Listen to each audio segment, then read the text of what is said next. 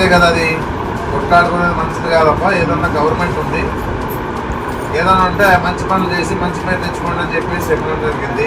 మరి ఇది కూడా తప్పని అనుకుంటే మనం ఏం చేయలేము. అయినా ఆయన చేసిందే తప్పు ఏమీ లేదు కదా, ఎమ్మెల్యే గారు చేసిందే తప్పు ఏం చేయకపోయినా ఈ అధికార పార్టీ ఉందని చెప్పేసి ఆలోచనతోనే రాష్ట్రం అంతా చూస్తూ ఉన్నాం, ఇప్పుడు ఆంధ్రలో చూస్తూ ఉన్నాం. ఏమన్నా అందరినీ టార్గెట్ చేస్తూ ఉండే పరిస్థితులు మనం చూస్తూ ఉన్నాం. ఏదున్నా కూడా న్యాయపరంగా ఆలోచించుకోవాలి డిపార్ట్మెంట్ కూడా. వాడు ఆలోచించుకోకుండా దీని మీద అటెంప్ట్ మర్డర్ కేసు పెట్టి అటెంప్ట్ మర్డర్ ఏం జరిగింది కదా, ఎవరైనా పొడిచారా, కొట్టినారా? మా వాళ్ళే చెయ్యి కొట్టుకొని మా వాళ్ళే కేసు లేకుండా మన ఎమ్మెల్యే మీదే ఇంత దౌర్జన్యంగా ఈరోజు ఎస్సీఎస్ టికెట్ పెట్టి తర్వాత మళ్ళా ఈరోజు 307 పెట్టి లోన్ పంపిస్తూ ఉన్నారంటే ఇంత కింద దారుణమైన ఏదైనా ఉందని చెప్పేసి అడుగుతా ఉన్నాం రాష్ట్రంలో. ఇదంతా కూడా రెడ్ బుక్ రాజ్యాంగం నడుస్తూ ఉంది. ఏదున్నా కూడా ఎవరు అడిగేవాళ్ళు లేరు, ఆ పరిస్థితే లేదు రాష్ట్రంలో. ఇష్టానుసారంగా ఇప్పుడు వ్యవహరిస్తున్న పరిస్థితి కూడా మనం చూస్తూ ఉన్నాం. ప్రజలకు న్యాయం చేసే పోలీసు వాళ్ళే ఈరోజు ఈ విధంగా ఉన్నారంటే ఇంకెవరికి న్యాయం జరుగుతుంది? మనకు అర్థమైపోయింది. ఈ రాష్ట్రంలో ఇంకా 3 ఏళ్ల పరిపాలనలో కూడా వైఎస్ఆర్సీపీ పార్టీకి సంబంధించిన వాళ్ళందరూ కూడా అన్ని కష్టాలని చెప్పేసి తెలిసిపోతుంది మనకంతా కూడా. ఈ పరిస్థితుల్లో ఏదున్నా కూడా ధైర్యంగా మన పార్టీ కార్యకర్తలంతా కూడా ధైర్యంగా ఎదుర్కొనేదానికి ముందుండాలని చెప్పేసి చెప్పడం జరుగుతూ ఉంది.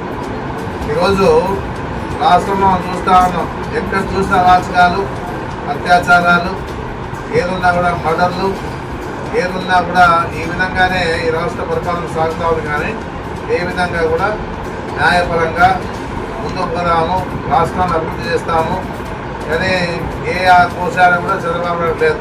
ఏమున్నా అమరావతి దృష్టిలో పెట్టుకొని అమరావతి గురించి మాట్లాడుతూ రైతుల మీద దౌర్జన్యాలు చేస్తూ రైతుల భూములు తీసుకుంటూ ఈ విధంగానే ముందుకు పోతా ఉండే పరిస్థితి ఉంది.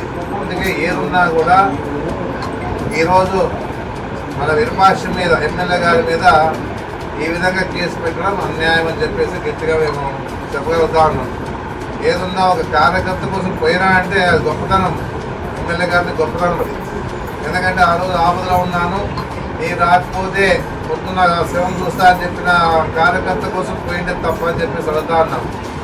అందరూ కూడా ఆలోచించుకోవాలి కదా. ఆడు కానిస్టేబుల్ కూడా ఉన్నాడు, ఈయన పోయినప్పుడు కూడా కానిస్టేబుల్ ఊళ్ళో ఉన్నాడు, గలాట్ అవుతా ఉన్నాడని చెప్పేసి పోయినారు. అక్కడికి పోయిన తర్వాత కూడా అక్కడ కానిస్టేబుల్ సాక్ష్యాధారాలు ఉన్నా కూడా అవి ఏం తీసుకోవడం లేదు. ఏదన్నా ఏ విధంగా కేసులు పెట్టాలా, ఏ విధంగా ఎమ్మెల్యేని నిర్బంధించాలా, కేసులు పెట్టి రిమాండ్ పంపించాలని చెప్పేసి ఆలోచన తప్ప వేరేది లేదు. ఏదున్నా నేను ఇంకా చెప్తాను, టీడీపీ వాళ్ళకి మీరు అనుకుంటున్నారు ఈ విధంగా ప్రయత్నాలు చేస్తే కార్యకర్తలతో భయపడిపోయి ఎవరు బయటికి రావాలని చెప్పేసి అనుకుంటా ఉన్నారు. ఇంకా బంతి ఎంత వేగంగా కొడితే అంత వేగంగా వెనక్కి వస్తామని చెప్పేసి మర్చిపోతూ ఉంటారు వీళ్ళంతా.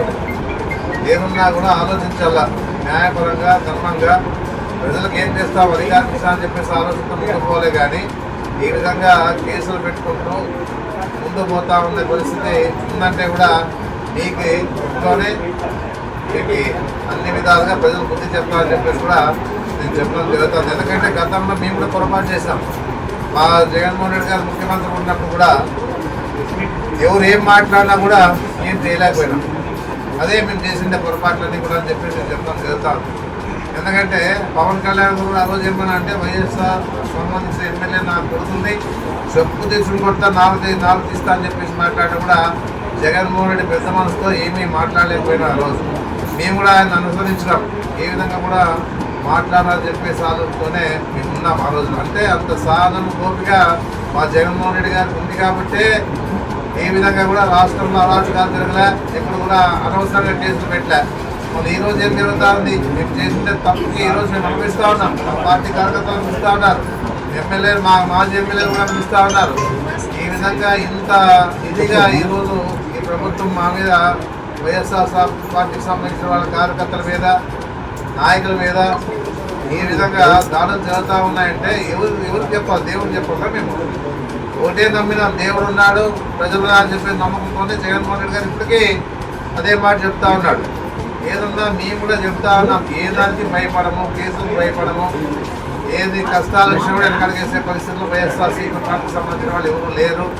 ఏదన్నా అన్ని విధాలుగా ఎదుర్కొంటా. ఈరోజు జగన్మోహన్ రెడ్డి పార్టీ అధికారం వచ్చేవారు కూడా మా పార్టీ కార్యకర్తలు కానీ వైఎస్ఆర్సీపీ పార్టీకి సంబంధించిన కార్యకర్తలు నాయకులందరూ కష్టపడతారు.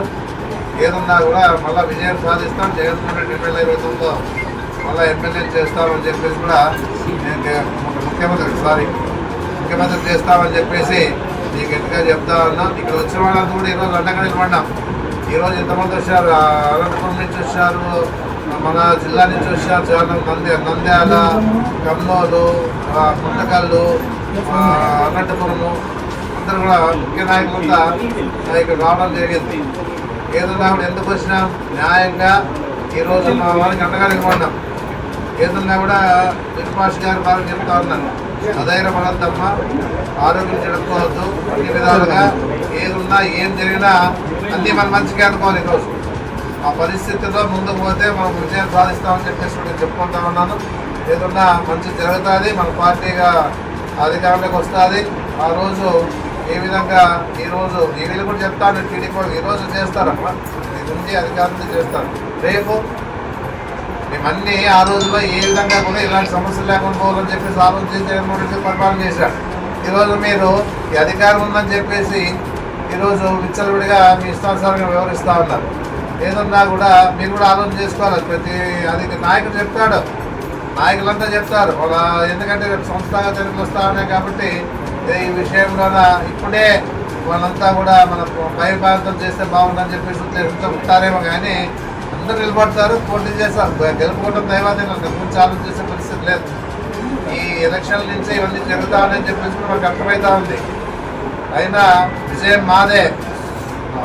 లాస్ట్కి దేవుని దయతో నా విజయం మేమే సాధిస్తామని చెప్పేసి నేను చెప్పడం జరుగుతూ ఉంది. ఎన్ని ఆటంకాలు అయినా భయపడే పరిస్థితి మా పార్టీ కార్యకర్తలు కానీ నాయకులు కానీ ముఖ్యమైన ఎమ్మెల్యేలు, ఎంపీలు, మాజీ ఎమ్మెల్యేలు, ఎంపీలు కానీ అన్నిటికీ సిద్ధంగా కార్యకర్తలకు అండగా ఉంటాం, నాయకులకు అండగా ఉంటామని చెప్పి నేను తెలియజేస్తాను.